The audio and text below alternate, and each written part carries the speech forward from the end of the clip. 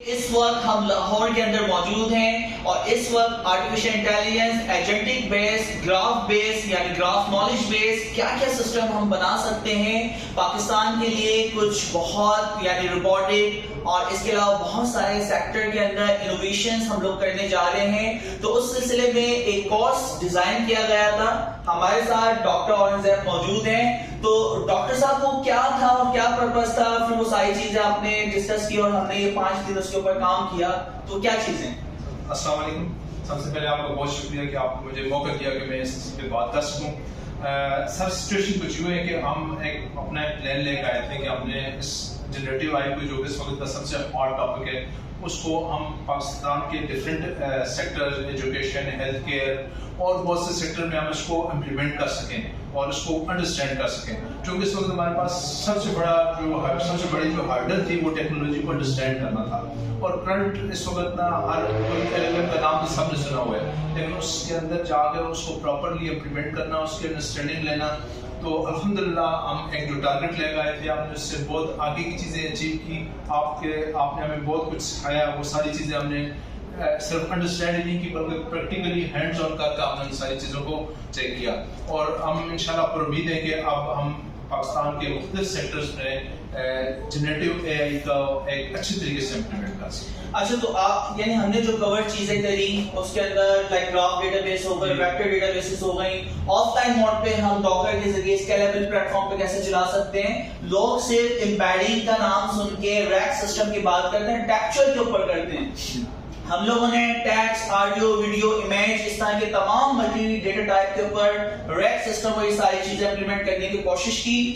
اچھا، ہمارے ساتھ ایک اور بڑی پرسنالٹی موجود ہے، ڈاکٹر حسنات. تو ڈاکٹر حسنات کیسے ہیں آپ اور کیا آپ کا ایکسپیرینس رہا؟ سر ایکسپیرینس جیسے کہ اورنگزیب صاحب نے بتایا ہے کہ ہم اپنے کچھ لے کے آئے تھے.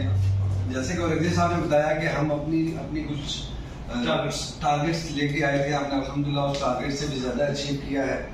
سب سے پہلے یہ ہو گیا کہ ہمارا تھا کہ ہم نے یہ جو ڈیٹا اسٹرکچر اور نان اسٹرکچر ڈیٹا جتنا بھی ہے اس کے as a vector D Bs جو اسٹور کرنا، ان کو کیوری کرنا، اس کا ایل ایل ایم کے ساتھ انٹریکشن کرنا. اب ایک لیٹسٹ اپروچ اس سے آ رہی ہے کہ اس کو ایجنٹک بیسڈ فریم ورک کے اندر ڈالنا اور اس کے بعد لیٹسٹ لینگ گراف کو سمجھنا اور اس کی ساری امپلیمنٹیشن.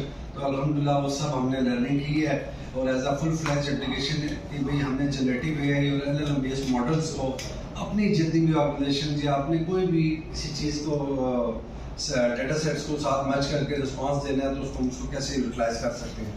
تو الحمدللہ لرننگ پوائنٹ آف ویو سے یہ کورس ہمارا بہت زیادہ ایک تو انٹریکٹیو تھا اور بہت زیادہ انفارمیٹیو تھا. اس نالج کو انشاءاللہ تعالی ہم اپنی آرگنائزیشن میں کسی بھی سیکٹر میں اس کو یوٹیلائز کریں گے اور اپنی ایک ان پٹ دیں گے اسکول کو بہتر سے بہتر بنانے کے لیے. ماشاءاللہ. اچھا ماشاءاللہ ایک اور ہمارے ساتھ پرسنالٹی موجود ہیں، فرحان صاحب. تو فرحان صاحب کیسا آپ نے کیا چیز سیکھی، جسٹ ہمیں بتائیں کیا لرننگ رہی؟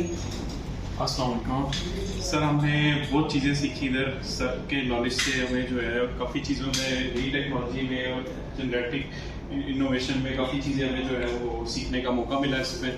اور جو ہے اس میں مزید ریسرچ کریں گے اور مزید جو اس میں ایڈوانس ٹاپکس ہیں ان کو بھی مزید اپنی ان چیزوں کے ساتھ انٹیگریٹ کرنے کی کوشش کریں گے اور انشاءاللہ تعالیٰ میں چلیں گے.